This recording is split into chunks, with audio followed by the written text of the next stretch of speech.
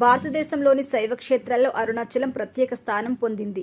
ఇది కేవలం శైవ భక్తులకి మాత్రమే కాదు, ఆధ్యాత్మికత కోరుకునే అందరికీ పవిత్ర స్థలం. అరుణాచలేశ్వరుని దర్శనం జీవితాన్ని మార్చేస్తుంది అనే నమ్మకం ఉంది. ఇక్కడ గిరి ప్రదక్షిణ చేయటం అత్యంత పవిత్రమైన కార్యం. ఎందరో భక్తులు, సాధువులు, ప్రముఖులు కూడా ఇక్కడికి వచ్చి తమ ఆధ్యాత్మికత ప్రయాణాన్ని సాగిస్తారు. ఇటీవల సినీ నటి స్నేహ తన భర్త ప్రసన్న కుమార్తో కలిసి అరుణాచలానికి వచ్చింది. సాధారణ భక్తుల్లాగానే తెల్లవారుజామున గిరి ప్రదక్షిణ చేశారు. అయితే భక్తుల దృష్టిలో ఆమె ఒక పెద్ద తప్పు చేశారు. చెప్పులు వేసుకుని గిరి ప్రదక్షిణ చేయటం ఇప్పుడు సోషల్ మీడియాలో వైరల్ అయింది. అరుణాచల క్షేత్రంలో గిరి ప్రదక్షిణ అంటే అరుణాచల కొండను కాలినడకన ప్రదక్షిణ చేయటం. ఇది చాలా పవిత్రమైన ఆచారం.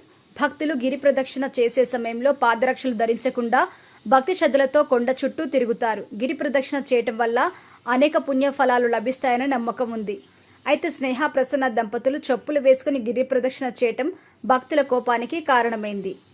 ఇక దీనికి సంబంధించి ఫొటోస్, వీడియోస్ సోషల్ మీడియాలో వైరల్ అవుతున్నాయి. ఇక ఇది పవిత్రమైన కార్యం, చెప్పులు వేసుకుని తిరగడం అసహ్యకరం అంటూ భక్తులు మండిపడుతున్నారు. ఇక స్నేహను తీవ్రంగా విమర్శిస్తున్నారు.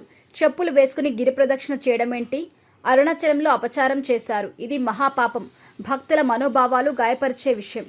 అయితే కొందరు స్నేహను సమర్థిస్తూ మాట్లాడుతున్నారు.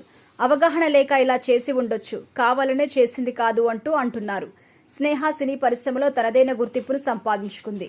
2001లో ప్రియమైన నీకు సినిమాతో తెలుగు ప్రేక్షకులకు పరిచయమైంది స్నేహ. ఇక హనుమాన్ జంక్షన్, వెంకీ శ్రీరామ్ దాస్ సినిమాతో తెలుగు ప్రేక్షకులకు దగ్గరైంది. కెరియర్ టాప్లో ఉన్న సమయంలో తమిళ నటుడు ప్రసన్న కుమార్ని ప్రేమించి పెళ్లి చేసుకుంది.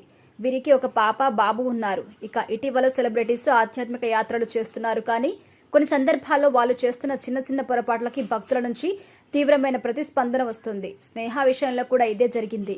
ఈ విషయంపై ఇప్పటి వరకు స్నేహ స్పందించలేదు. స్నేహ వీలైనంత త్వరగా ఒక వీడియో రిలీజ్ చేసి జరిగిన దానిపై వివరణ ఇస్తే ఇష్యూ సాల్వ్ అవుతుంది. మరి స్నేహ నుంచి ఎలాంటి రెస్పాన్స్ వస్తుంది, ఎప్పుడు వస్తుంది అనేది చూడాలి.